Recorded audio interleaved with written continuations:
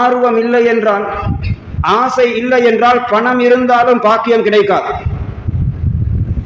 பாகிஸ்தானில் இருக்கக்கூடிய மிக முக்கியமான ஒரு ஆளு மௌலானா தாரிக் ஜமீல் சாஹிப் தாமத் பரகாத்து அவர்கள் சொல்லுகிறார்கள், நான் ஒரு தடவை ஹஜ்ஜுக்கு அல்லது உம்ராவுக்கு போயிருந்தேன்.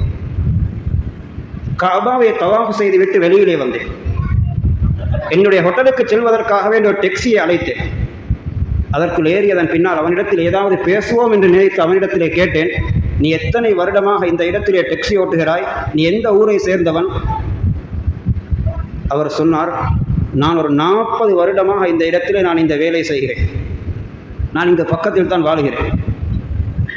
அவர் டாக்ஸி ஓட்டக்கூடிய இடத்திலிருந்து கஅபா விளங்குகிறது. சொன்னார்கள், நான் அவனிடத்தில் ஆர்வத்தோடு கேட்டேன், சுபஹான் அல்லாஹ், நீ எவ்வளவு பாக்கியசாலி.